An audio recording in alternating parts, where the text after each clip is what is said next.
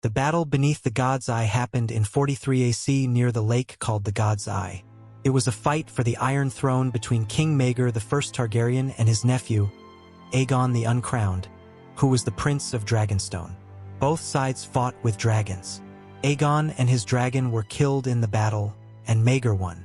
In 42 AC, King Maegor I Targaryen took the Iron Throne after his half-brother, King Aenys I, died.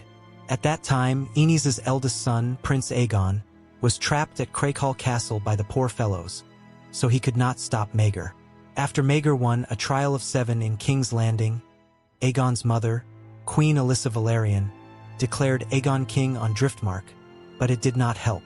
Later, Aegon and his sister-wife Rhaena escaped and fled to Casterly Rock. Lord Lyman Lannister protected them there. Rhaena was pregnant and gave birth to twin daughters, Arya and Riella.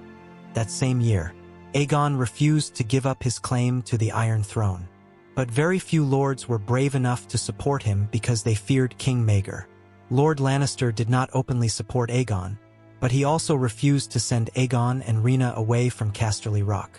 It was also said that Aegon's own mother stopped supporting him, as she attended Maegor's third wedding in King's Landing.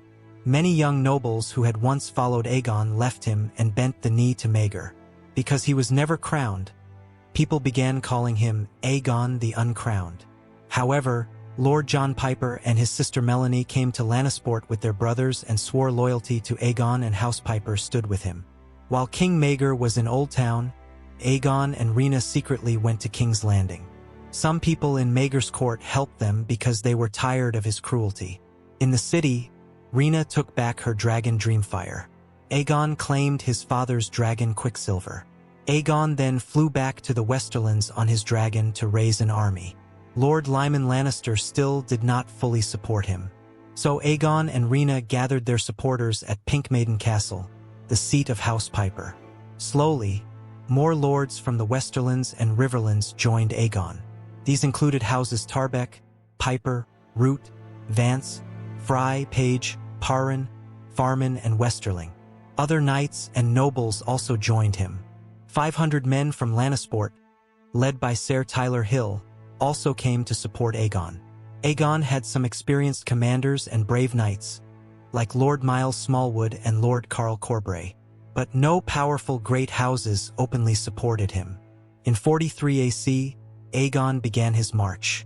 King Maegor was told by Tiana of the Tower that Dowager Queen Alyssa Valerian had secretly written to the Starks, Arryns, Lannisters, and Baratheons. However, these great houses wanted to see if Aegon could win before they decided to support him. In 43 AC, Aegon declared that he was the true king and called Maegor a tyrant and usurper. He marched through the Riverlands with an army of about 15,000 men, riding on his dragon Quicksilver. But many lords supported Maegor. Lord Harroway, Lord Tully, and others sent their soldiers to help him. Ser Davos Darklyn marched from King's Landing with 5,000 men. Lords Peake, Merryweather, and Caswell also brought their forces from the Reach. Each of these armies was smaller than Aegon's, but they were coming from different directions. Aegon was only 17 years old and had little experience as a commander. Lord Carl Corbray advised him to attack Maegor's armies one by one before they joined together. But Aegon refused because he did not want to divide his own army. Instead, he continued marching toward King's Landing. Just south of the God's Eye, Aegon found Davos Darklyn's army blocking his path. They stood on high ground behind a wall of spears. Other enemy armies were coming from the north and south to surround him. Aegon ordered a charge up the hill, hoping to defeat the Kingslanders before the other armies arrived. He mounted his dragon, Quicksilver, and chose to lead the attack himself. But King Maegor suddenly appeared from the south on his huge dragon, Balerion. Balerion was much bigger and stronger than Quicksilver. Balerion attacked from above and tore off one of Quicksilver's wings. Quicksilver fell from the sky and died, with Prince Aegon still on her back. After Aegon died, his army lost hope and began to run. Maegor's forces surrounded them and killed many as they tried to escape. By the end, about 2,000 of Aegon's men were dead.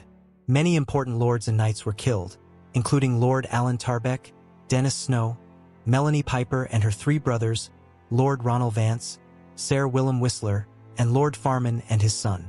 Maegor's army lost far fewer men. Only about 100 died. The only important loss on Maegor's side was Sir Davos Darklyn, who was killed by Lord Corbray with his sword, Lady Forlorn. After the battle beneath the God's Eye in 43 AC, there were 6 months of trials and executions. Dowager Queen Visenya Targaryen convinced King Maegor to spare some of the rebel lords. Maegor took their lands and titles and kept hostages to make sure they stayed loyal to him. Princess Rena was not captured. She had stayed at Pink Maiden Castle with her daughters and her dragon. When she heard that Aegon had died, she quickly took her daughters and fled on Dragonback. She feared King Maegor's anger. She first went to Lannisport. Later, she fled to Faircastle on Fair Isle.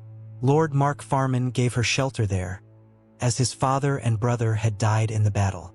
At the same time, after Lord Tarbeck died, King Maegor married his widow, Lady Jane Westerling.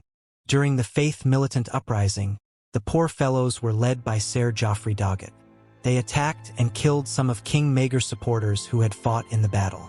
Among those killed were Old Lord Merryweather, the heir of Lord Peake, and the elderly father of Sir Davos Darklyn. And this is the whole story of Battle Beneath the God's Eye.